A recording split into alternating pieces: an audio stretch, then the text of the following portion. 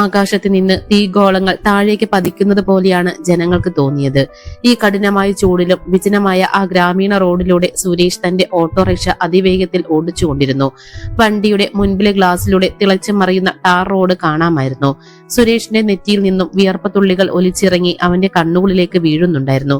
ഒരു കൈ കൊണ്ട് സ്റ്റിയറിംഗ് പിടിച്ച് മറുകൈ കൊണ്ട് അവൻ ഇടയ്ക്കിടെ വിയർപ്പ് തുടച്ചുകൊണ്ടിരുന്നു. രാവിലെ മുതൽ നഗരത്തിലെ ഒട്ടനവധി ഓട്ടങ്ങൾ ഓടിയെങ്കിലും കയ്യിൽ വിചാരിച്ചത്ര പണം കിട്ടിയിരുന്നില്ല. പെട്രോൾ വിലയും നിത്യചെലവുകളും കഴിഞ്ഞാൽ ബാക്കി ഒന്നും ഇല്ലാത്ത അവസ്ഥയിലായിരുന്നു. ഈ കടുത്ത സാമ്പത്തിക പ്രതിസന്ധി അവന്റെ മനസ്സിൽ എപ്പോഴും വലിയൊരു ഭാരമായി അവശേഷിച്ചു.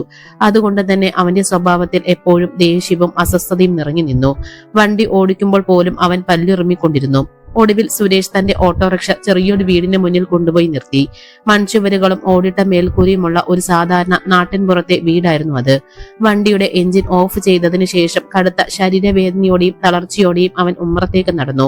ഉമ്മറത്തിട്ടിരുന്ന ഒരു പഴയ തടിയുടെ ചാരുകസേരയിലേക്ക് അവൻ തളർന്നിരുന്നു. എന്നിട്ട് ദേഷ്യം തളർച്ചയും കലർന്ന ഉച്ചത്തിലുള്ള ശബ്ദത്തിൽ അകത്തേക്ക് നോക്കി വിളിച്ചു, കാജൽ, നീയൊക്കെ എവിടെ പോയി കിടക്കാണ്? മനുഷ്യൻ ഇവിടെ വെയിലത്ത് കിടന്ന് വെന്തുരുകി വന്നത് നീ കണ്ടില്ലേ? വേഗം കുടിക്കാൻ ഇത്തിരി തണുത്ത വെള്ളമെടുത്ത് ഇങ്ങോട്ട് വാ. എപ്പോഴും നിനക്ക് വിശ്രമിക്കാൻ മാത്രമാണല്ലോ നേരം. വീട്ടിൽ ഒരു പണിയുമില്ല നിനക്ക്.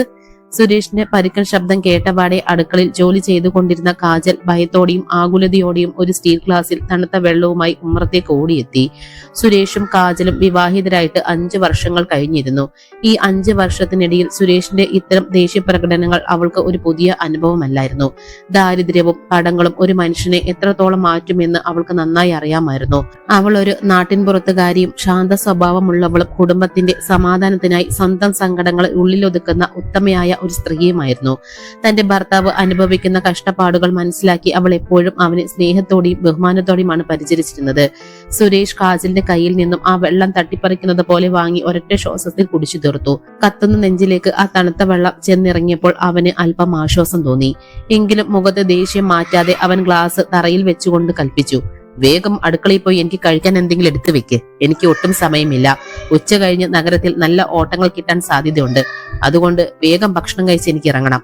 കാജൽ ഒട്ടും സമയം കളയാതെ അടുക്കളയിലേക്ക് വേഗത്തിൽ നടന്നു. അവൾ രാവിലെ വെച്ച ചോറും ചെറിയൊരു കറിയും വളരെ വൃത്തിയോടെ ഒരു താലത്തിൽ വിളമ്പി സുരേഷിന് മുന്നിൽ കൊണ്ടുവച്ചു.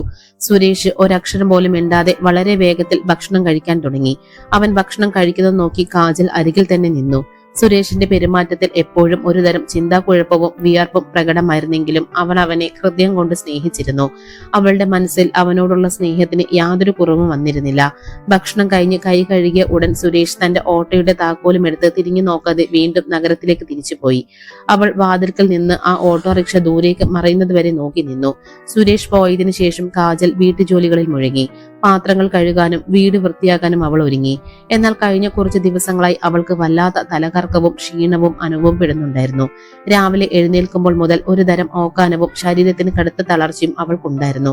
എന്നാൽ സാമ്പത്തിക ബുദ്ധിമുട്ടുകൾ ഓർത്ത് അവൾ ഇത് ആരോടും പറഞ്ഞിരുന്നില്ല. ഇന്ന് വീട് തൂത്തുവാരി വൃത്തിയാക്കുന്നതിനിടയിൽ പെട്ടെന്ന് അവളുടെ കണ്ണുകൾക്ക് മുന്നിൽ ഇരുട്ട് കയറുന്നത് പോലെ തോന്നി. തല കറങ്ങി അവൾ തറയിലേക്ക് വീഴാൻ പോയി. എങ്ങനെയോ അടുത്തുള്ള ചുമരിൽ പിടിച്ച് അവൾ സ്വയം നിയന്ത്രിച്ചു. തന്റെ ശരീരത്തിൽ എന്തോ മാറ്റങ്ങൾ സംഭവിക്കുന്നുണ്ടെന്ന് അവൾക്ക് ഉറപ്പായി. സാധാരണ നാട്ടിൻപുറങ്ങളിൽ ഇത്തരം ലക്ഷണങ്ങൾ കണ്ടാൽ വലിയ കാര്യമാണെന്ന് അവൾ കേട്ടിട്ടുണ്ട്. അതുകൊണ്ട് അവൾ ഒട്ടും വൈകിയില്ല. ഉമ്മറത്തെ വാതിൽ പൂട്ടി ഗ്രാമത്തിലെ ഏറ്റവും പ്രായമേറിയ വൈറ്റാട്ടി അമ്മയുടെ അടുത്തേക്ക് നടന്നു. ആ പ്രായമായ അമ്മ ഗ്രാമത്തിലെ എല്ലാ പ്രസവങ്ങളും കൈകാര്യം ചെയ്യുന്ന വളരെ അനുഭവസമ്പന്നയായ ഒരു സ്ത്രീയായിരുന്നു. കാജൽ അവരുടെ അടുത്തെത്തി തന്റെ അവസ്ഥകൾ വിവരിച്ചു. ആ വൃദ്ധ കാജലിനെ ഒരു ചെറിയ കട്ടിലിൽ കിടത്തി അവളുടെ കൈത്തണ്ടയിലെ നാടിമിടിപ്പുകൾ വളരെ ശ്രദ്ധയോടെ പരിശോധിച്ചു. കുറച്ചു സമയത്തെ നിശബ്ദതയ്ക്ക് ശേഷം ആ അമ്മയുടെ മുഖത്ത് മനോഹരമായ ഒരു പുഞ്ചിരി വിരിഞ്ഞു. അവർ കാജലിന്റെ തലയിൽ തലോടിക്കൊണ്ട് വളരെ ശാന്തമായി പറഞ്ഞു, മോളെ കാജൽ, നീ ഇനി ഒട്ടും വിഷമിക്കേണ്ട. നിന്റെ കണ്ണുനീരിന്റെ നാളുകൾ അവസാനിച്ചിരിക്കുന്നു. നീ ഒരു അമ്മയാകാൻ പോകുന്നു. നിന്റെ വയറ്റിൽ ഒരു പുതിയ ജീവൻ തുടിച്ചു തുടങ്ങിയിട്ടുണ്ട്. നീ ഗർഭിണിയാണ് മോളെ. ആ വാക്കുകൾ കാജലിന്റെ കാതുകളിൽ വന്ന് വീണ നിമിഷം അവളുടെ ലോകം മുഴുവൻ നിശ്ചലമായതുപോലെ തോന്നി. അവളുടെ കണ്ണുകളിൽ നിന്നും ആനന്ദാശ്രുകൾ പൊഴിഞ്ഞുകൊണ്ടിരുന്നു. വിവാഹം കഴിഞ്ഞ് 5 വർഷമായിട്ടും തങ്ങൾക്ക് ഒരു കുഞ്ഞില്ലെന്ന സങ്കടം അവളെയും സുരേഷിനെയും ഒരേപോലെ അലട്ടിയിരുന്ന വലിയൊരു ശാപമായിരുന്നു. നാട്ടുകാരുടെയും ബന്ധുക്കളുടെയും കുത്തുവാക്കുകൾ കേട്ട് അവൾ എത്രയോ രാത്രികളിൽ തലയണിയിൽ മുഖം പൂഴ്ത്തി കരഞ്ഞിട്ടുണ്ട്. ആ വലിയ സങ്കടത്തിനാണ് ഇപ്പോൾ വിരാമമായിരിക്കുന്നത്. തനിക്കുള്ളിൽ ഒരു കുഞ്ഞു ജീവൻ വളരുന്നു എന്ന ചിന്ത അവളെ ആകെ മാറ്റിമറിച്ചു. വൈറ്റാട്ടി അമ്മയോട് നന്ദി പറഞ്ഞ് ഗ്രാമത്തിലെ വഴിയിലൂടെ തിരികെ വീട്ടിലേക്ക് നടക്കുമ്പോൾ കാജലിന്റെ മനസ്സിൽ സന്തോഷത്തിന്റെ 1000 പൂത്തിരികൾ കത്തുന്നുണ്ടായിരുന്നു. അവളുടെ കാലുകൾ മണ്ണിലല്ല, ആകാശത്താണെന്ന് അവൾക്ക് തോന്നി. വഴിയരികിൽ കണ്ട പൂക്കളും ചെടികളും പോലും അവളോട് സംസാരിക്കുന്നതായി അവൾക്ക് തോന്നി. നടന്നു പോയ വഴിയിലുടനീളം അവളുടെ മനസ്സിൽ ഒരൊറ്റ ചിന്ത മാത്രമേ ഉണ്ടായിരുന്നുള്ളൂ. വൈകുന്നേരം സുരേഷ് ജോലി കഴിഞ്ഞ് വരുമ്പോൾ ഈ വലിയ സന്തോഷ വാർത്ത എങ്ങനെ അറിയിക്കണം? കഴിഞ്ഞ 5 വർഷമായി ഒരു കുഞ്ഞിനായി തങ്ങളെക്കാൾ കൂടുതൽ ആഗ്രഹിച്ച ആളാണ് സുരേഷ്. ഈ വാർത്ത കേൾക്കുമ്പോൾ അവന്റെ മുഖത്തുണ്ടാകുന്ന ആ വലിയ സന്തോഷം എങ്ങനെയുള്ളതായിരിക്കും? അവന്റെ ദേഷ്യവും സങ്കടവുമെല്ലാം ഈ ഒരൊറ്റ വാർത്തയോടെ ഇല്ലാതാകും എന്ന് അവൾ ഉറച്ചു വിശ്വസിച്ചു. വീട്ടിലെത്തിയ അവൾ തിടുക്കത്തിൽ രാത്രിയിലേക്കുള്ള ആഹാരം പാകം ചെയ്യാൻ തുടങ്ങി. അവളുടെ മനസ്സും ശരീരവും പുത്തൻ പ്രതീക്ഷകളാൽ നിറഞ്ഞിരിക്കുകയായിരുന്നു. തങ്ങളുടെ ജീവിതത്തിലേക്ക് വരാൻ പോകുന്ന ആ ചെറിയ അതിഥിയെ വരവേൽക്കാൻ അവൾ തന്റെ മനസ്സുകൊണ്ട് സ്വപ്നങ്ങൾ നെയ്യാൻ തുടങ്ങി. നഗരത്തിലെ കനത്ത ട്രാഫിക്കിലൂടെ സുരേഷ് തന്റെ ഓട്ടോറിക്ഷയുമായി മുന്നോട്ട് പോവുകയായിരുന്നു. മനസ്സിൽ നിറഞ്ഞ അസ്വസ്ഥതയും ദേഷ്യവും കാരണം അവൻ വണ്ടി അല്പം വേഗതയിലാണ് ഓടിച്ചിരുന്നത്. പെട്ടെന്നാണ് ടൗണിലെ ഒരു വലിയ തുണിക്കടയുടെ മുന്നിൽ വെച്ച് ഒരു പെൺകുട്ടി ഓട്ടോയ്ക്ക് കൈ കാണിച്ചു.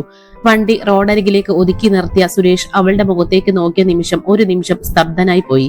അഴിച്ചിട്ട കറുത്ത മുടിയും ചുണ്ടിൽ വിരിഞ്ഞ നേരിയ പുഞ്ചിരിയും നഗരത്തിന്റെ പരിഷ്കാരം നിറഞ്ഞ വസ്ത്രധാരണവുമുള്ള അതീവ സുന്ദരിയായ ഒരു പെൺകുട്ടിയായിരുന്നു അത്. ഗ്രാമത്തിലെ ലളിത ജീവിതം മാത്രം കണ്ടു ശീലിച്ച സുരേഷിന് അവളുടെ സൗന്ദര്യം ഒരു പുതിയ അത്ഭുതമായി തോന്നി. ആ പെൺകുട്ടി മെല്ലെ ഓട്ടോയുടെ അരികിലേക്ക് നടന്നു വന്നു. അവളുടെ വലിയ കണ്ണുകളിൽ ഒരു തരം സങ്കടം പ്രകടമായിരുന്നു. അവൾ വളരെ വിനയത്തോടെയും ശാന്തമായും സുരേഷിനോട് സംസാരിക്കാൻ തുടങ്ങി. ചേട്ടാ, എനിക്ക് അടിയന്തരമായി കുറച്ച് ദൂരെയുള്ള ഒരു ഓഫീസിലേക്ക് പോകണമായിരുന്നു. എന്നാൽ ധൃതിയിൽ ഇറങ്ങിയത് കൊണ്ട് എന്റെ പേഴ്സ് എടുക്കാൻ ഞാൻ മറന്നുപോയി. ഇപ്പോൾ എന്റെ കയ്യിൽ പണമില്ല. വളരെ പ്രധാനപ്പെട്ട ഒരു കാര്യത്തിനാണ് ഞാൻ പോകുന്നത്. ദയവായി എന്നെ അവിടെ ഒന്ന് എത്തിക്കാമോ? പിന്നീട് ഞാൻ തീർച്ചയായും നിങ്ങളുടെ പണം തന്നേക്കാം. എന്നെ ഒന്ന് സഹായിക്കണം. സാധാരണക്കാരനായ യാത്രക്കാരോട് പണത്തിന്റെ കാര്യത്തിൽ എപ്പോഴും തർക്കിക്കാറുള്ള സുരേഷിന്റെ സ്വഭാവം ആ നിമിഷം പാടെ മാറി മറിഞ്ഞു. അവളുടെ മനോഹരമായ ശബ്ദവും പെരുമാറ്റവും അവനെ അത്രമേൽ ആകർഷിച്ചിരുന്നു. അവൻ ഒട്ടും ദേഷ്യപ്പെടാതെ തന്റെ ജീവിതത്തിൽ ഇന്നേ വരെ ഉപയോഗിച്ചിട്ടില്ലാത്ത അത്രയും മൃദുവായി സ്വരത്തിൽ പറഞ്ഞു, അതിനെന്താ മോളെ, നീ ഒട്ടും വിഷമിക്കാതെ വണ്ടിയിൽ കയറിയിരിക്കെ. പണത്തിന്റെ കാര്യമൊക്കെ നമുക്ക് പിന്നീട് നോക്കാം. മനുഷ്യന്മാരായാൽ പരസ്പരം സഹായിക്കണമല്ലോ. നീ ധൈര്യമായിരിക്കെ, ഞാൻ വേഗം എത്തിക്കാം. അവളുടെ പേര് സപ്ന എന്നായിരുന്നു. അവൾ ഓട്ടോയുടെ പിന്നാലെ സീറ്റിലേക്ക് കയറിയിരുന്നു.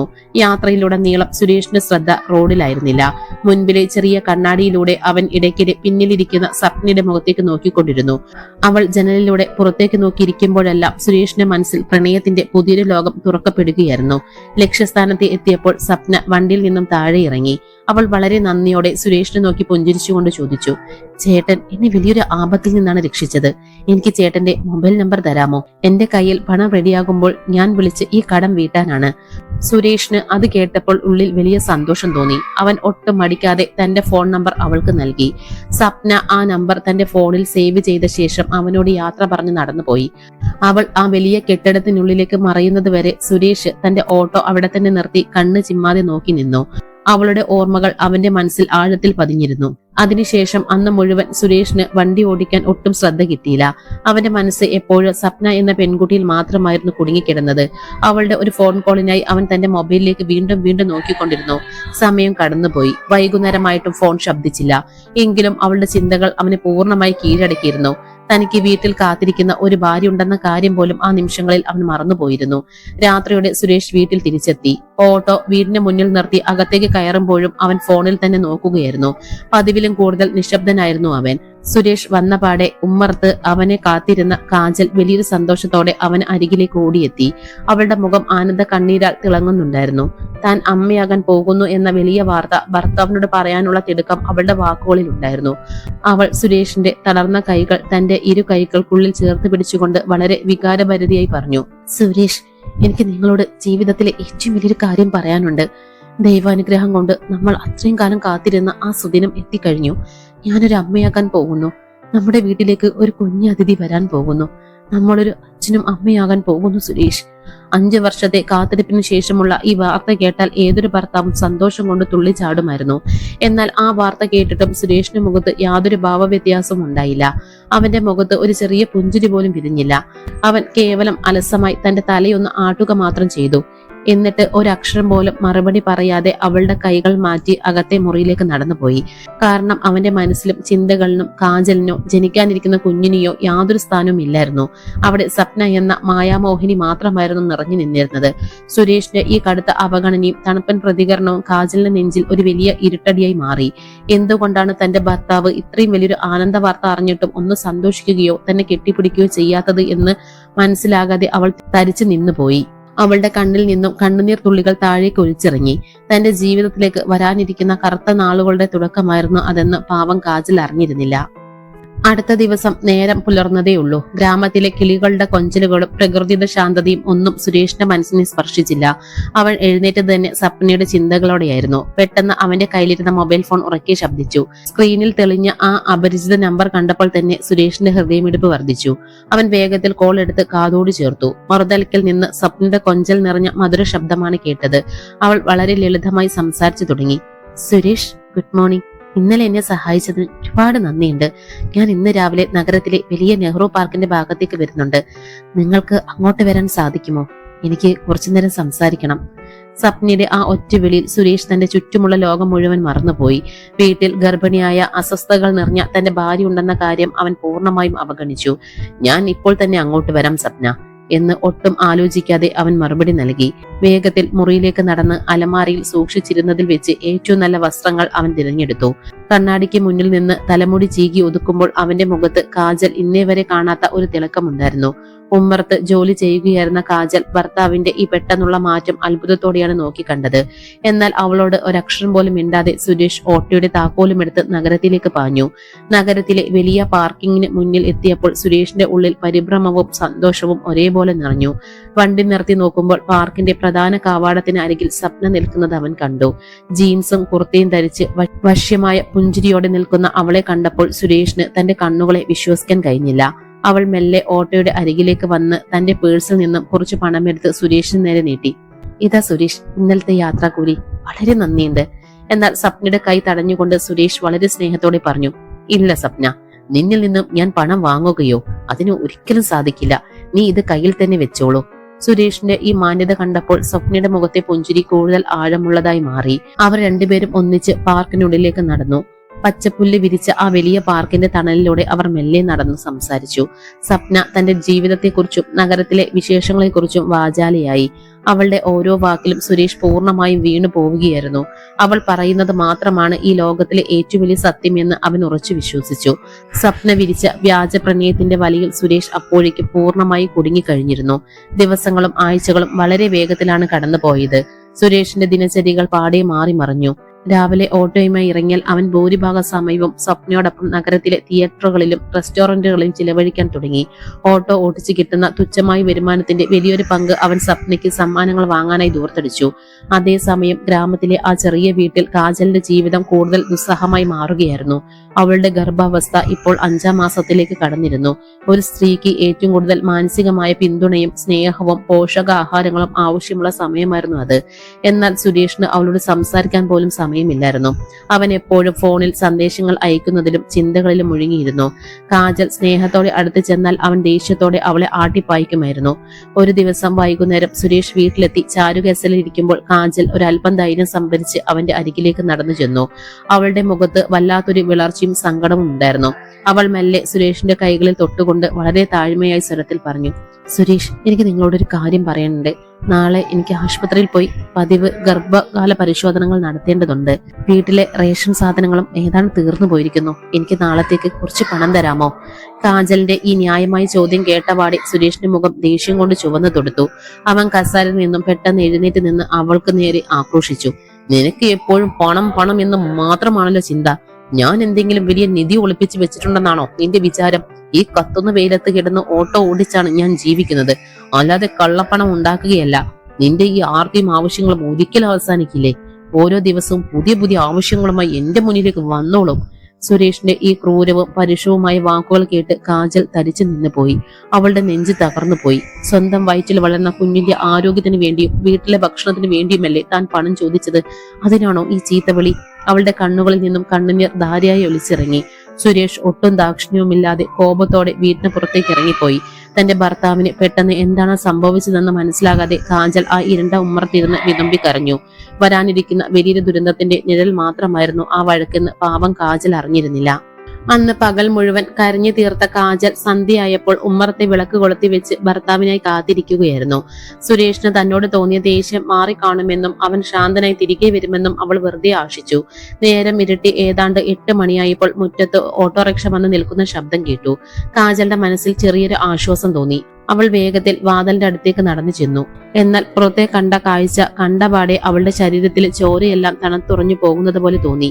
സുരേഷ് ഓട്ടോയിൽ നിന്നും ഒറ്റയ്ക്കല്ലായിരുന്നു ഇറങ്ങിയത്. അവനോടൊപ്പം അതീവ സുന്ദരിയായ ഒരു പെൺകുട്ടിയും ഉണ്ടായിരുന്നു.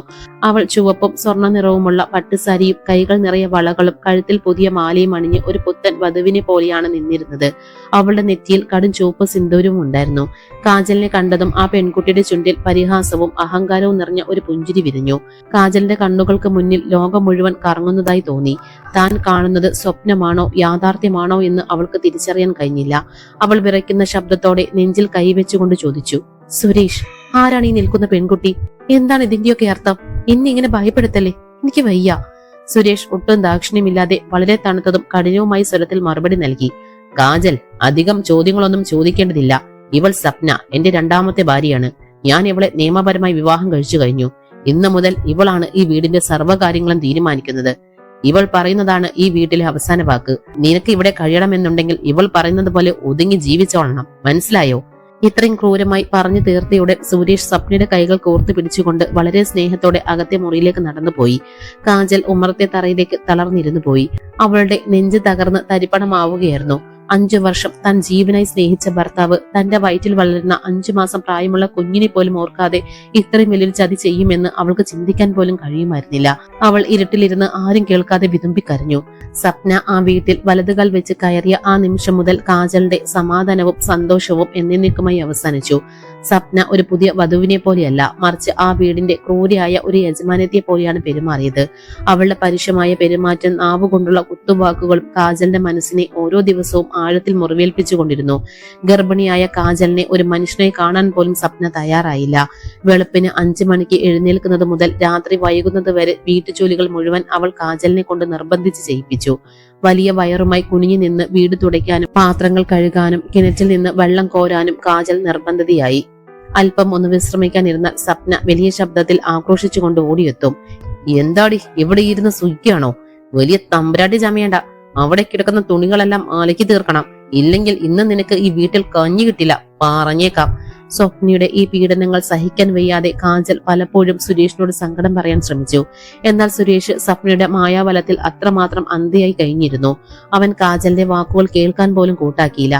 പകരം അവൻ ദേഷ്യത്തോടെ കാജലിന് നേരെ വിരൽ ചൂണ്ടി പറഞ്ഞു, സ്വപ്നയെ കുറിച്ച് ഇനിയൊരു വാക്ക് പോലും നിന്റെ നാവിൽ നിന്ന് കേട്ടു പോകരുത്. അവൾ ഈ വീടിന്റെ രാജ്ഞിയാണ്. അവൾ പറയുന്നതനുസരിച്ച് ഇവിടെ ഒരു വേലക്കാരിയെ പോലെ കഴിഞ്ഞുകൂടാൻ പറ്റുമെങ്കിൽ കഴിഞ്ഞോ, ഇല്ലെങ്കിൽ ഈ പാടി ഇറങ്ങി പൊയ്ക്കോണം. സുരേഷിന്റെ ഈ വാക്കുകൾ കാജലിന്റെ ഹൃദയത്തെ പാടെ തകർത്തു കളഞ്ഞു. താൻ സ്നേഹിച്ച ഭർത്താവ് തന്നെ ഒരു വേലക്കാരിയെ പോലെ കാണുന്നു എന്ന തിരിച്ചറിവ് അവളെ ജീവനോടെ കൊന്നു കളയുന്നതിന് തുല്യമായിരുന്നു. തന്റെ വയറ്റിലെ കുഞ്ഞിനു വേണ്ടിയെങ്കിലും അവൾ എല്ലാം സഹിക്കാൻ തീരുമാനിച്ചു. മാസങ്ങൾ കടന്നു പോകുന്തോറും സ്വപ്നയുടെ ക്രൂരതകൾ വർദ്ധിച്ചുകൊണ്ടേയിരുന്നു. കാജലിന് നല്ല ആഹാരമോ ആവശ്യത്തിന് വെള്ളമോ നൽകിയിരുന്നില്ല. എല്ലാ വേദനകളും ഉള്ളിലൊതുക്കി കണ്ണുനീരോടെ അവൾ ആ നരക ജീവിതം തുടർന്നു. ഭാവിയിൽ ഇതിലും വലിയൊരു ക്രൂരതയാണ് തന്നെ കാത്തിരിക്കുന്നതെന്ന് ആ പാവം സ്ത്രീ അറിഞ്ഞിരുന്നില്ല. തുടർച്ചയായ പീഡനങ്ങൾക്കിടയിലും കാലം അതിന്റെ വഴിക്ക് മുന്നോട്ട് നീങ്ങി. കാജലിന്റെ ഗർഭാവസ്ഥ ഇപ്പോൾ 9ാം മാസത്തിലേക്ക്, അതായത് പ്രസവത്തിന്റെ അവസാന നാളുകളിലേക്ക് കടന്നിരുന്നു. അവളുടെ ശരീരം വല്ലാതെ തളരുകയും വയറ് വളരെ വലുതാവുകയും ചെയ്തിരുന്നു. 2 ചുവടുകൾ മുന്നോട്ട് വെക്കാൻ പോലും അവൾ ഒട്ടേറെ ബുദ്ധിമുട്ടി. ശ്വാസം എടുക്കാൻ പോലും പ്രയാസപ്പെടുന്ന ആ അവസ്ഥയിലും സ്വപ്നയ്ക്ക് അവളോട് ലേശം പോലും കരുണ തോന്നിയില്ല. വീട്ടുജോലികൾക്ക് യാതൊരു കുറവും വരുത്താൻ സ്വപ്ന തയ്യാറായിരുന്നില്ല. ഒരു ദിവസം രാവിലെ കണ്ണു തുറന്നപ്പോൾ തന്നെ കാജലിന് കടുത്ത പനിയും ശരീരവേദനയും അനുഭവപ്പെട്ടു. എഴുന്നേറ്റ് നിൽക്കാൻ പോലും കഴിയാത്ത വിധം അവളുടെ തല കറങ്ങുന്നുണ്ടായിരുന്നു. തലേ ദിവസം രാത്രി സ്വപ്ന അവൾക്ക് ഭക്ഷണം നൽകിയിരുന്നില്ല. കടുത്ത പട്ടിണിയും ക്ഷീണവും കാരണം കാജൽ ഒരൽപ്പം വെള്ളം കുടിക്കാനായി വളരെ പണിപ്പെട്ട് അടുക്കളയിലേക്ക് നീങ്ങി. എന്നാൽ വഴി തടഞ്ഞു നിന്നുകൊണ്ട് സ്വപ്ന കലിപ്പോടെ അലറി, അടുക്കളയിലേക്ക് കയറി സുഖിക്കാൻ നോക്കണ്ട. ആദ്യം മുറ്റത്ത് കിടക്കുന്ന എന്റെ വസ്ത്രങ്ങൾ മുഴുവൻ കഴുകി വെടുപ്പാക്ക്. വൈകുന്നേരം എനിക്ക് സുരേഷിന്റെ കൂടെ ടൗണിൽ ഒരു കല്യാണത്തിന് പോകാനുള്ളതാണ്. വസ്ത്രങ്ങൾ അലക്കി തീർക്കാതെ നീ ഇങ്ങോട്ട് കയറരുത്. കണ്ണീരൊഴുക്കിക്കൊണ്ട് കാജൽ കൈകൾ കൂപ്പി സ്വപ്നയുടെ മുന്നിൽ യാചിച്ചു. സ്വപ്ന, ദൈവത്തെ ഓർത്ത് എന്നോട് ഈ ക്രൂരത ചെയ്യരുത്. എനിക്ക് കടുത്ത പനിയാണ്, ശരീരമാകെ വിറയ്ക്കുന്നു. ഇന്നലെ രാത്രി മുതൽ ഞാൻ ഒരു തുള്ളി വെള്ളം പോലും കുടിച്ചിട്ടില്ല. എന്റെ വയറ്റിലെ കുഞ്ഞിനെങ്കിലും എന്തെങ്കിലും സംഭവിക്കും. എന്നെ കൊണ്ട് ഇന്ന് തുണി അലക്കാൻ കഴിയില്ല. ഇത് കേട്ടതും സ്വപ്ന കോപത്തിൽ ജ്വലിച്ചു. അവൾ വലിയ ശബ്ദത്തിൽ പരിഹസിച്ചു.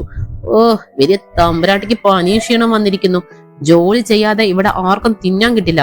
അത്രയും നാൾ എല്ലാം സഹിച്ച കാജലിന്റെ ഉള്ളിലെ അമ്മ മനസ്സ് ആ നിമിഷം ശക്തമായി പ്രതികരിച്ചു. അവൾ നേരെ നിവർന്നു നിന്നുകൊണ്ട് ധീരതയോടെ പറഞ്ഞു, സ്വപ്ന, നീ സുരേഷിന്റെ രണ്ടാമത്തെ ഭാര്യയായിരിക്കാം. പക്ഷെ നിനക്ക് മുൻപ് ഞാൻ അവന്റെ ജീവിതത്തിലേക്ക് വന്നവളാണ്. ഈ വീടിന്റെ പകുതി അവകാശം എനിക്കുമുണ്ട്. അവന്റെ ചോരയാണ് എന്റെ വയറ്റിൽ ചുമക്കുന്നത്. ഞാൻ നിന്റെ കാശിന് വാങ്ങിയ അടിമയല്ല, നിന്റെ ആജ്ഞകൾക്കനുസരിക്കാൻ. കാജലിന്റെ ഈ മറുപടി കേട്ടതും സ്വപ്നയ്ക്ക് ഭ്രാന്ത് പിടിക്കുന്നത് പോലെ തോന്നി. അവൾ കാജലിന്റെ തലമുടിയിൽ കുത്തിപ്പിടിച്ച് ക്രൂരമായി വലിച്ചിഴിച്ചു.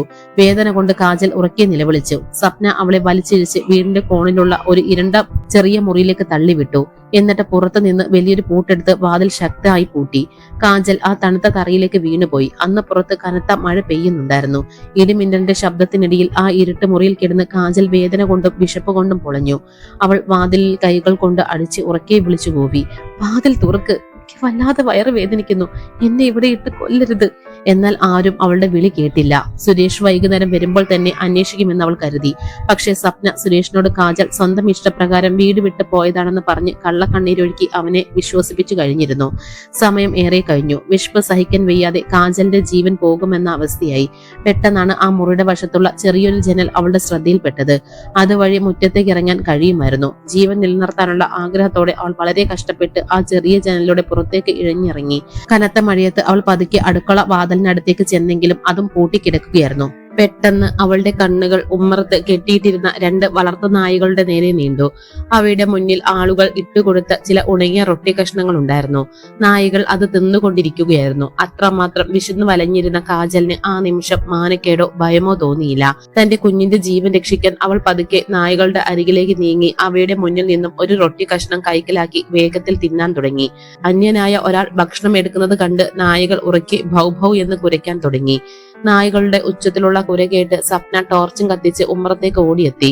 തറയിലിരുന്ന് നായകളുടെ ഭക്ഷണം കഴിക്കുന്ന കാജലിനെ കണ്ടപ്പോൾ അവൾക്ക് വല്ലാത്ത ക്രൂര വിനോദമാണ് തോന്നിയത്.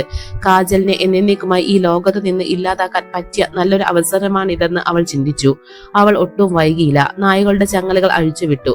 ചങ്ങല പൊട്ടിയതും നായകൾ കാജലിനെ കടിച്ചു കീറാനായി അവൾക്ക് നേരെ പാഞ്ഞെടുത്തു. ഭയന്നു പോയ കാജൽ ജീവനും കൊണ്ട് മുറ്റത്തു നിന്നും റോഡിലേക്ക് ഓടി.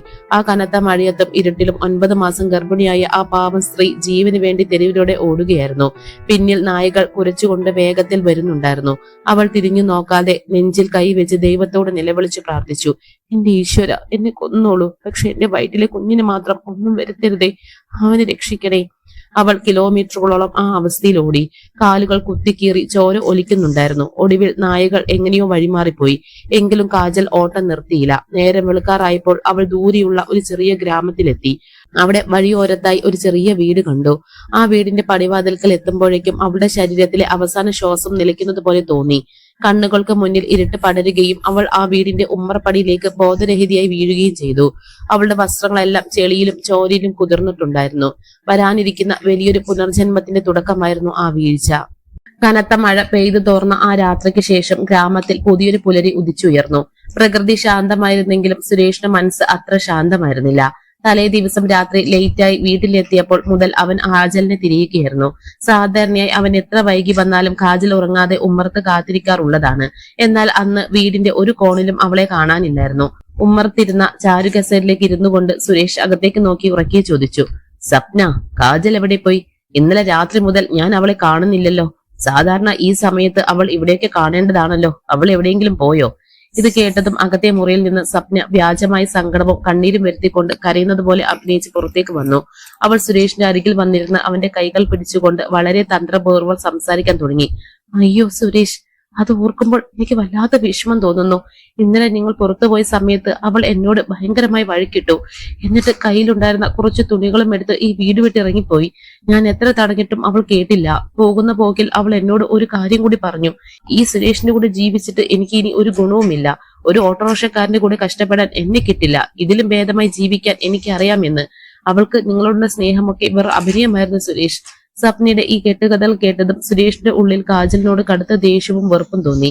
അവൻ കസാരയിൽ നിന്ന് ദേഷ്യത്തോടെ എഴുന്നേറ്റ് മുറ്റത്തേക്ക് നോക്കി ആക്രോശിച്ചു. അവൾ പോയെങ്കിൽ പോകട്ടെ. അവൾ പണ്ടേ ഈ വീടിന്റെ ഐശ്വര്യക്കേടായിരുന്നു. 5 വർഷം ഒന്നിച്ച് ജീവിച്ചിട്ടും എനിക്ക് ഒരു നന്മയും തരാത്തവളാണ്. അവൾ സ്വന്തം ഇഷ്ടപ്രകാരമല്ലേ പോയത്. ഇനി ഒരിക്കലും അവൾ ഈ പാടി ചവിട്ടി പോകരുത്. എനിക്കും ഇനി അവളുടെ യാതൊരു ആവശ്യവുമില്ല സ്വപ്ന. സുരേഷിന്റെ ഈ മറുപടി കേട്ടപ്പോൾ സ്വപ്നയുടെ ഉള്ളിൽ വലിയ സന്തോഷം തോന്നി. തന്റെ വഴിയിലെ ഏറ്റവും വലിയ തടസ്സം തന്ത്രപൂർവ്വം നീക്കാൻ കഴിഞ്ഞതിന്റെ ആശ്വാസത്തിൽ അവൾ ഉള്ളിൽ ചിരിച്ചു. അതേസമയം കിലോമീറ്റർക്ക് അപ്പുറമുള്ള ഒരു ചെറിയ ഗ്രാമത്തിലെ വീട്ടിൽ കാജൽ പതുക്കെ തന്റെ കണ്ണുകൾ തുറന്നു. അവളുടെ തലയ്ക്ക് കനത്ത ഭാരവും ശരീരമാകെ കടുത്ത വേദനയും അനുഭവപ്പെടുന്നുണ്ടായിരുന്നു. അവൾക്ക് ചുറ്റുമുള്ള കാഴ്ചകളെല്ലാം പുത്തൻ അനുഭവമായിരുന്നു. മൺചുവരുകളുള്ള എന്നാൽ വളരെ വൃത്തിയുള്ള ഒരു ചെറിയ മുറിയിലെ കട്ടിലിലാണ് അവൾ കിടന്നിരുന്നത്. പെട്ടെന്ന് എന്തോ ഓർമ്മ വന്നതുപോലെ അവൾ തന്റെ വയറ്റിലേക്ക് കൈവച്ച് നോക്കി. വലിയ വയർ ഒഴിഞ്ഞുകിടക്കുന്നത് കണ്ടതും അവളുടെ നെഞ്ച് പടപടാ ഇരിക്കാൻ തുടങ്ങി. ഭയവും പരിഭ്രാന്തിയും കാരണം അവൾ കട്ടിലിൽ കിടന്നുകൊണ്ട് ഉറക്കെ നിലവിളിച്ചു. അയ്യോ, എന്റെ വയറ്! കുഞ്ഞെവിടെ? എനിക്ക് എന്താണ് സംഭവിച്ചത്? ആരെങ്കിലും ഒന്ന് പറയൂ. എന്റെ കുഞ്ഞിനെ ആരെങ്കിലും എടുത്തു മാറ്റിയോ? അവളുടെ ഉറക്കെയുള്ള കരച്ചിൽ കേട്ട് ആ മുറിയുടെ വാതിൽ പതുക്കെ തുറക്കപ്പെട്ടു. തല നരച്ച വെള്ള വസ്ത്രം ധരിച്ച പ്രായമായ ഒരു വൃദ്ധ കയ്യിൽ ഒരു ഗ്ലാസ് ചൂടുവെള്ളവുമായി അകത്തേക്ക് കടന്നു വന്നു. അവൾ വളരെ സ്നേഹത്തോടെ കാജലിന്റെ അരികിലിരുന്ന് അവളുടെ നെറ്റിയിലെ വിയർപ്പ് തുടച്ചുകൊണ്ട് ശാന്തമായി പറഞ്ഞു. മോളെ, നീ പേടിക്കണ്ട. നീ ഇപ്പോൾ സുരക്ഷിതമായ ഒരു സ്ഥലത്താണ്. ഇന്നലെ രാത്രി കനത്ത മഴയത്ത് നീ എന്റെ വീട്ടുവാതിൽക്കൽ ബോധമില്ലാതെ വീണ് കിടക്കുകയായിരുന്നു. നിന്റെ അവസ്ഥ കണ്ട് ഞാൻ ഭയന്നു പോയി. നിനക്ക് പ്രസവ വേദന എടുത്തിട്ടുണ്ടായിരുന്നു. ഈ ഗ്രാമത്തിന്റെ മറ്റ് ആശുപത്രികൾ ഒന്നും ഇല്ലാത്തത് കൊണ്ട് ഞാൻ തന്നെയാണ് നിന്റെ പ്രസവം എടുത്തത്. നിനക്ക് മനോഹരമായ ഒരു ആൺകുഞ്ഞ് ജനിച്ചിരിക്കുന്നു മോളെ. അവൻ തൊട്ടടുത്ത മുറിയിൽ സുഖമായി ഉറങ്ങുകയാണ്. ആ വാക്കുകൾ കേട്ടതും കാജലിന്റെ മനസ്സിൽ വല്ലാത്തൊരു ആശ്വാസം തോന്നി. കുഞ്ഞിനെ കാണാനുള്ള തിടുക്കത്തിൽ അവൾ എഴുന്നേൽക്കാൻ ശ്രമിച്ചെങ്കിലും ആ അമ്മ അവളോട് പറഞ്ഞു. മോളെ, ഇപ്പൊ എഴുന്നേൽക്കരുത്. നിന്റെ ശരീരം വല്ലാതെ തളർന്നിരിക്കുകയാണ്. നീ അല്പം വെള്ളം കുടിച്ച് വിശ്രമിക്ക്. ഞാൻ കുഞ്ഞിനെ ഇങ്ങോട്ട് കൊണ്ടുവരാം. അല്പസമയത്തിനകം ആ വൃദ്ധ അടുത്ത മുറിയിൽ നിന്നും വൃത്തിയുള്ള ഒരു തുണിയിൽ പൊതിഞ്ഞ ചെറിയൊരു കുഞ്ഞിനെ കാജലിന്റെ കൈകളിലേക്ക് വെച്ചു കൊടുത്തു. ആദ്യമായി തന്റെ മകന്റെ മുഖത്തേക്ക് നോക്കിയപ്പോൾ കാജലിന്റെ കണ്ണുകളിൽ നിന്നും ആനന്ദാശ്രുകൾ പൊഴിഞ്ഞുകൊണ്ടിരുന്നു. അവൾ അവനെ നെഞ്ചോട് ചേർത്ത് പിടിച്ച് ഉമ്മകൾ നൽകി. കഴിഞ്ഞ മാസങ്ങളിൽ താൻ അനുഭവിച്ച എല്ലാ പീഡനങ്ങളും സങ്കടങ്ങളും ആ കുഞ്ഞിന്റെ ചെറിയ പുഞ്ചിരിയിൽ ഇല്ലാതാകുന്നതായി അവൾക്ക് തോന്നി. അവൾക്ക് ജീവിക്കാൻ പുതിയൊരു പ്രതീക്ഷ ലഭിക്കുകയായിരുന്നു. കുറച്ചു ദിവസങ്ങൾക്ക് ശേഷം കാജലിന്റെ ആരോഗ്യം അല്പം മെച്ചപ്പെട്ടു. ആ വൃദ്ധ വളരെ കാരുണ്യത്തോടെ കാജലിനോട് ചോദിച്ചു. മോളെ, നീ ഏത് നാട്ടുകാരിയാണ്? ഈ അവസ്ഥയിൽ നീ എങ്ങനെയാണ് ഇവിടെ എത്തിയത്? നിന്റെ ഭർത്താവും കുടുംബവും എവിടെയാണ്? ആ അമ്മയുടെ ചോദ്യത്തിന് മുന്നിൽ കാജൽ തന്റെ സങ്കടങ്ങൾ അടക്കി വെക്കാൻ കഴിഞ്ഞില്ല. അവൾ സുരേഷിന്റെ മാറ്റത്തെക്കുറിച്ചും സ്വപ്ന എന്ന സ്ത്രീ വീട്ടിൽ കയറി വന്നതിനെ കുറിച്ചും ഒടുവിൽ തന്നെ പട്ടിണിക്കിട്ട് നായികളെ അഴിച്ചുവിട്ട് കൊല്ലാൻ നോക്കിയതിനെ കുറിച്ചും കരഞ്ഞുകൊണ്ട് വിവരിച്ചു. കാജലിന്റെ ദയനീയമായ കഥ കേട്ട ആ വൃദ്ധയുടെ കണ്ണുകൾ നിറഞ്ഞുപോയി. അവർ കാജലിനെ ചേർത്ത് പിടിച്ചുകൊണ്ട് പറഞ്ഞു. മോളെ, നീ അനാഥയല്ല. എനിക്ക് സ്വന്തമായി മകളോ ബന്ധുക്കളോ ആരുമില്ല. വർഷങ്ങൾക്ക് മുൻപ് എന്റെ ഭർത്താവ് മരിച്ചുപോയി. ഈ വലിയ വീട്ടിൽ ഞാൻ തനിച്ചാണ് കഴിയുന്നത്. ഇന്നു മുതൽ നീ എന്റെ സ്വന്തം മകളാണ്. ഈ കുഞ്ഞ് എന്റെ പേരക്കുട്ടിയും. നിങ്ങൾ രണ്ടുപേരും ഇനി എങ്ങോട്ടും പോകേണ്ടതില്ല. എന്റെ കൂടെ ഇവിടെ തന്നെ താമസിക്കാം. ആ വൃദ്ധയുടെ വാക്കുകൾ കാജലിന് ഒരു പുനർജന്മം പോലെ തോന്നി. അവൾ ആ അമ്മയുടെ കൈകളെ പിടിച്ച് നന്ദി പറഞ്ഞു. ദിവസങ്ങൾ കടന്നു പോയപ്പോൾ കാജൽ വെറുതെ ഇരിക്കാൻ ആഗ്രഹിച്ചില്ല. തനിക്കും തന്റെ മകനും ജീവിക്കണമെങ്കിൽ സ്വന്തമായി അധ്വാനിച്ച് പണം കണ്ടെത്തണമെന്ന് അവൾ ഉറപ്പിച്ചു. വിവാഹത്തിന് മുൻപ് അവൾ ഗ്രാമത്തിൽ വെച്ച് തയ്യൽ ജോലി പഠിച്ചിട്ടുണ്ടായിരുന്നു. ആ ഓർമ്മ വെച്ച് അവൾ ആ വൃദ്ധയോട് തന്റെ ആഗ്രഹം പറഞ്ഞു. ആ അമ്മ വീട്ടിലിരുന്ന പഴയൊരു തയ്യൽ മെഷീൻ കാജലിന് തുളച്ച് വൃത്തിയാക്കി നൽകി. കാജൽ പതുക്കെ ആ നാട്ടിലെ സ്ത്രീകളുടെ വസ്ത്രങ്ങൾ തയ്ക്കാൻ തുടങ്ങി. വളരെ കൃത്യതയോടും ഭംഗിയോടും കൂടിയാണ് അവൾ വസ്ത്രങ്ങൾ തയ്ച്ചിരുന്നത്. അതുകൊണ്ട് തന്നെ വളരെ പെട്ടെന്ന് ഗ്രാമത്തിലെ ഭൂരിഭാഗം സ്ത്രീകളും കാജലിന്റെ അരികിലേക്ക് വസ്ത്രങ്ങൾ തയ്ക്കാനായി വരാൻ തുടങ്ങി. അതിൽ നിന്നും ചെറിയ രീതിയിൽ വരുമാനം ലഭിച്ചു തുടങ്ങി. തന്റെ മകനെ നല്ലൊരു നിലയിൽ വളർത്തണമെന്നും ഒരു നല്ല സ്കൂളിൽ അയച്ച് പഠിപ്പിക്കണമെന്നും അവൾ മനസ്സിൽ ഉറപ്പിച്ചു. തങ്ങളെ ഉപേക്ഷിച്ച സുരേഷിനും സ്വപ്നയ്ക്ക് മുന്നിൽ ജീവിച്ച് കാണിക്കണമെന്ന വലിയൊരു ലക്ഷ്യം കാജലിന്റെ മനസ്സിൽ അപ്പോഴേക്കും വളർന്നു കഴിഞ്ഞിരുന്നു. വരാനിരിക്കുന്ന വലിയൊരു വിജയത്തിന്റെ ആദ്യത്തെ ചുവടുവെപ്പായിരുന്നു ആ തയ്യൽ മിഷൻ. കാലം ആരുടെയും കാത്തിരിപ്പിനായി ഒരിടത്ത് നിന്നു കൊടുക്കാറില്ല. അത് അതിന്റെ പ്രയാണം തുടർന്നുകൊണ്ടേയിരിക്കും. കാജൽ ആ വീട് വിട്ടിറങ്ങി 5 വർഷങ്ങൾ കഴിഞ്ഞിരുന്നു. ഈ 5 വർഷത്തിനിടയിൽ സുരേഷിന്റെ ജീവിതത്തിൽ ഒട്ടനവധി മാറ്റങ്ങൾ സംഭവിച്ചു. കാജൽ പോയതിനു ശേഷം സ്വപ്നയോടൊപ്പം സുഖലോലുപത നിറഞ്ഞ ഒരു ജീവിതമാണ് അവൻ നയിച്ചിരുന്നത്. എന്നാൽ മറ്റുള്ളവരെ കണ്ണീര് കുടിപ്പിച്ച് കെട്ടിപ്പടുക്കുന്ന ഒരു സന്തോഷവും അധികം നാൾ നീണ്ടു നിൽക്കില്ലെന്ന പ്രകൃതിയുടെ നിയമം സുരേഷിന്റെ കാര്യത്തിൽ നടപ്പിലാകാൻ പോവുകയായിരുന്നു. അന്ന് പതിവ് പോലെ നഗരത്തിൽ നിന്നും വലിയൊരു ഓട്ടം കഴിഞ്ഞ് രാത്രി വൈകി സുരേഷ് തന്റെ ഓട്ടോറിക്ഷയുമായി ഗ്രാമത്തിലേക്ക് മടങ്ങുകയായിരുന്നു. കനത്ത ഇരുട്ടും മൂടൽമഞ്ഞും നിറഞ്ഞ പാതയായിരുന്നു അത്. പെട്ടെന്ന് എതിർദിശയിൽ നിന്നും അമിത വേഗത്തിൽ വന്ന ഒരു വലിയ ലോറി സുരേഷിന്റെ ഓട്ടോറിക്ഷയിലേക്ക് നിയന്ത്രണം വിട്ട് ഇടിച്ചു കയറി. ഭയങ്കരമായ ഒരു ശബ്ദത്തോടെ ഓട്ടോറിക്ഷ റോഡരികിലെ താഴ്ചയിലേക്ക് മറിഞ്ഞു. ആ ഇരുട്ടിൽ ചോരയിൽ കുളിച്ച് വണ്ടിയുടെ ഇടിഞ്ഞു പൊളിഞ്ഞ ഭാഗങ്ങൾക്കിടയിൽ സുരേഷ് മണിക്കൂറുകളോളം ബോധമില്ലാതെ കിടന്നു. പിറ്റേന്ന് രാവിലെ നാട്ടുകാരാണ് അവനെ ആശുപത്രിയിൽ എത്തിച്ചത്. ആഴ്ചകൾ നീണ്ട തീവ്ര പരിചരണത്തിനും ശസ്ത്രക്രിയകൾക്കും ശേഷമാണ് സുരേഷിന് ജീവൻ തിരികെ കിട്ടിയത്. എന്നാൽ ഡോക്ടർമാർ അവന് വലിയൊരു സങ്കടവാർത്ത നൽകി. അവന്റെ വലതുകാൽ പൂർണ്ണമായും തകർന്നു പോയിരുന്നു. ഇനി ഒരിക്കലും അവന്റെ സ്വന്തം കാലിൽ നിൽക്കാനോ നടക്കാനോ കഴിയില്ല. അവന്റെ ഏക വരുമാന മാർഗമായിരുന്ന ഓട്ടോറിക്ഷയും ആ അപകടത്തിൽ പൂർണ്ണമായി നശിച്ചു പോയിരുന്നു. ഒടുവിൽ ആശുപത്രിയിലെ ചികിത്സ കഴിഞ്ഞ് ഒരു പഴയ വീൽ ചെയറിലിരുന്നാണ് സുരേഷ് തന്റെ വീട്ടിലേക്ക് മടങ്ങിയെത്തിയത്. വീടിന്റെ ഉമ്മറത്ത് വണ്ടിയിൽ നിന്നിറങ്ങുമ്പോൾ അവന്റെ മനസ്സ് വല്ലാതെ ഭയന്നിരുന്നു. മുറ്റത്ത് വീൽ ചെയറിലിരിക്കുന്ന സുരേഷിനെ കണ്ടതും സ്വപ്ന ഞെട്ടിപ്പോയി. അവളുടെ മുഖത്ത് സ്നേഹമോ സങ്കടമോ അല്ല, മറിച്ച് കടുത്ത ദേഷ്യവും അറപ്പുമാണ് പ്രകടമായത്. സുരേഷ് വല്ലാത്തൊരു നിരാശയോടെയും സങ്കടത്തോടെയും സ്വപ്നയുടെ കൈകളിൽ പിടിച്ചുകൊണ്ട് കരഞ്ഞു പറഞ്ഞു, സ്വപ്ന, എന്റെ ജീവിതം തകർന്നുപോയി.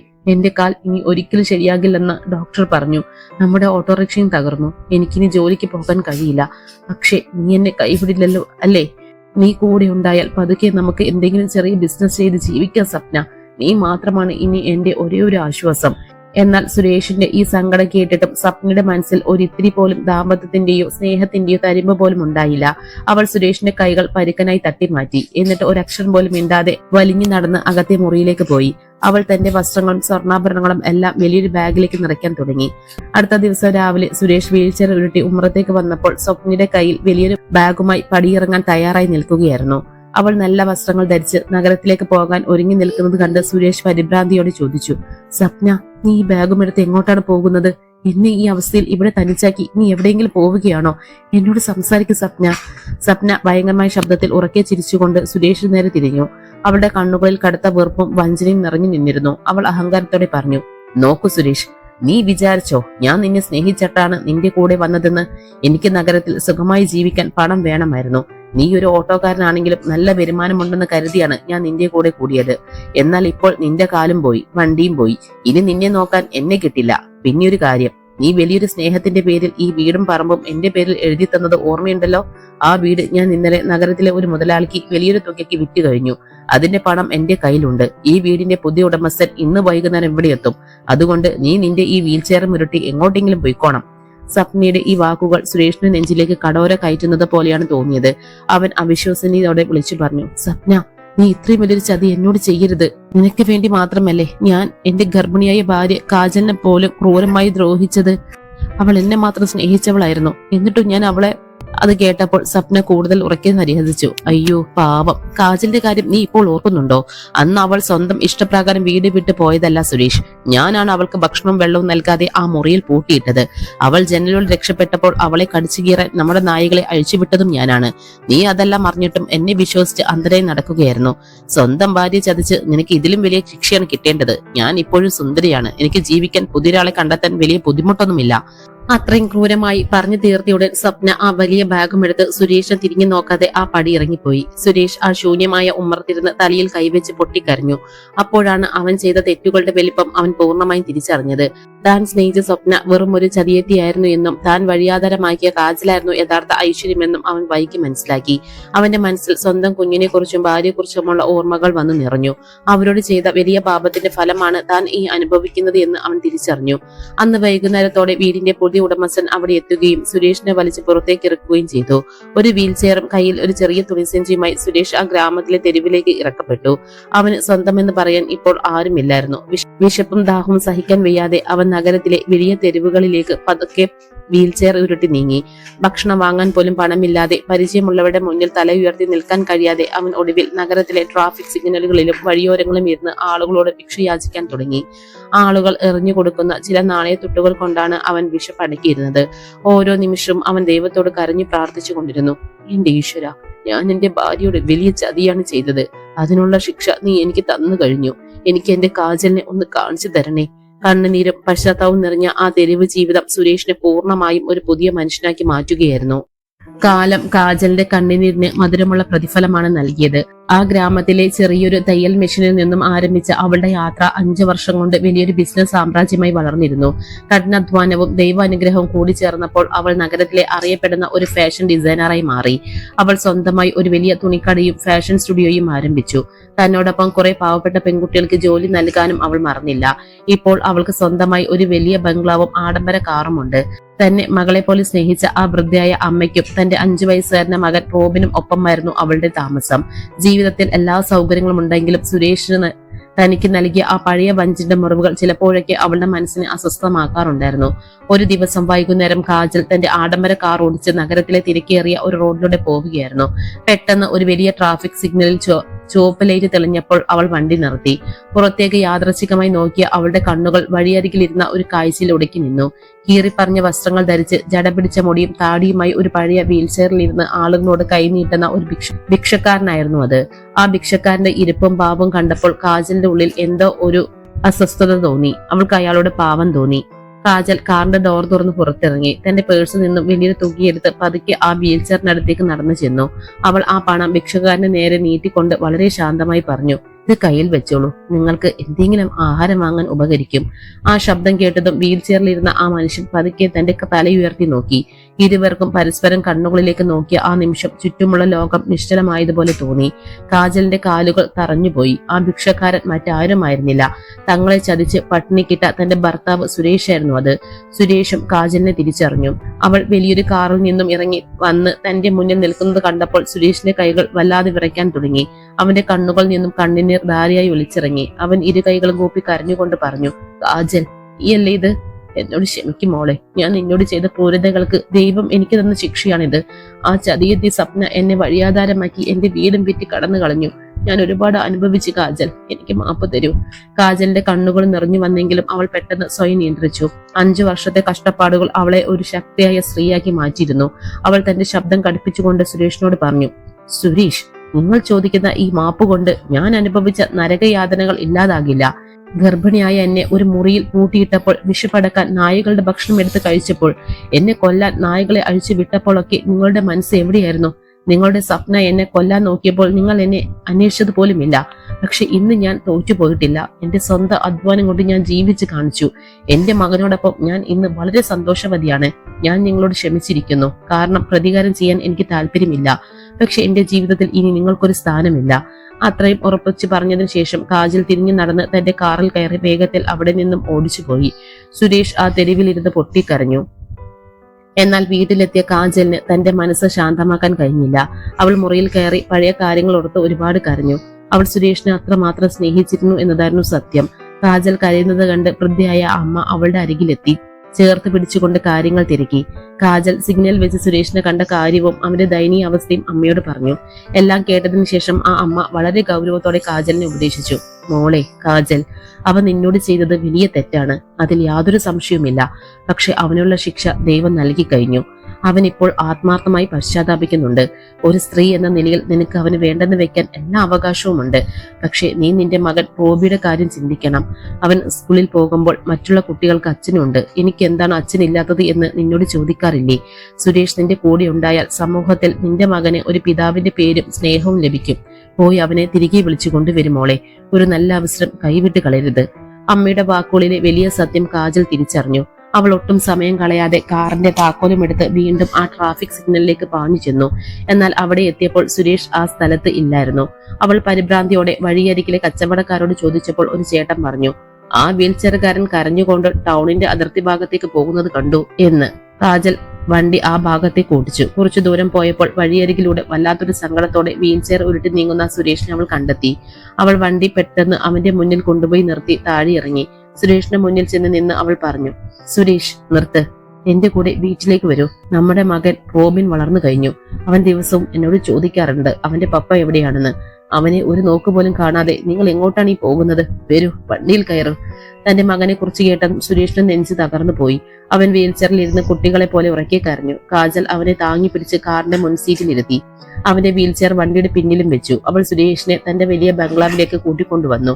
ആ വലിയ വീടും കാജലിന്റെ വളർച്ചയും കണ്ട് സുരേഷ് അത്ഭുതപ്പെട്ടുപോയി. വീട്ടിലെത്തിയ ഉടൻ അവനെ കുളിപ്പിച്ച് നല്ല പുതിയ വസ്ത്രങ്ങൾ നൽകി. അപ്പോഴേക്കും സ്കൂൾ കഴിഞ്ഞ് റോബിൻ അങ്ങോട്ടേക്ക് ഓടിയെത്തി. കാജൽ മകന്റെ കൈ പിടിച്ച് സുരേഷിന്റെ അരികിലേക്ക് നിർത്തിയിട്ട് പറഞ്ഞു, മോനെ, ഇതാണ് മോന്റെ പപ്പ. 5 വർഷമായി താൻ കാണാൻ കൊതിച്ച സ്വന്തം ചോരയെ മുന്നിൽ കണ്ടതും സുരേഷ് അവനെ വാരി പുണർന്ന് മാറോട് ചേർത്ത് പിടിച്ച് ഉറക്കെ കരഞ്ഞു. റോബിനും തന്റെ അച്ഛനെ കെട്ടിപ്പിടിച്ചു. ഈ മനോഹരമായ കാഴ്ച കണ്ട് കാജലിന്റെയും ആ വൃദ്ധയായ അമ്മയുടെയും കണ്ണുകൾ നിറഞ്ഞു തുളുമ്പി. പിന്നീട് കാജൽ വെറുതെ ഇരുന്നില്ല. അവൾ തന്റെ ബിസിനസ്സിൽ നിന്നുള്ള പണമെടുത്ത് സുരേഷിന് വിദേശത്തെ വലിയൊരു ആശുപത്രിയിൽ കൊണ്ടുപോയി മികച്ച ചികിത്സയും ശസ്ത്രക്രിയയും നൽകി. ദൈവാനുഗ്രഹം കൊണ്ട് മാസങ്ങൾക്കുള്ളിൽ സുരേഷിന്റെ കാലിന്റെ വൈകല്യം പൂർണ്ണമായി മാറി. അവൻ സ്വന്തം കാലിൽ നടക്കാൻ തുടങ്ങി. ഇപ്പോൾ സുരേഷ് പൂർണ്ണമായി മാറിയ ഒരു നല്ല മനുഷ്യനാണ്. അവൻ കാജലിന്റെ ബിസിനസ് കാര്യങ്ങളിൽ സഹായിക്കുകയും ദിവസവും മകൻ റോബിനെ സ്നേഹത്തോടെ സ്കൂളിൽ കൊണ്ടുപോയി വിടുകയും ചെയ്യുന്നു. സപ്ന എന്നൊരു പെൺകുട്ടിയുടെ സ്വാർത്ഥതയും ചതിയും കാരണം തകർന്നുപോയ ആ കുടുംബം കാജൽ എന്ന സ്ത്രീയുടെ കഠിനാധ്വാനവും ക്ഷമയും വലിയ മനസ്സും കാരണം വീണ്ടും ഒന്നാവുകയും സന്തോഷത്തോടെ പുതിയൊരു ജീവിതം നയിക്കുകയും ചെയ്തു.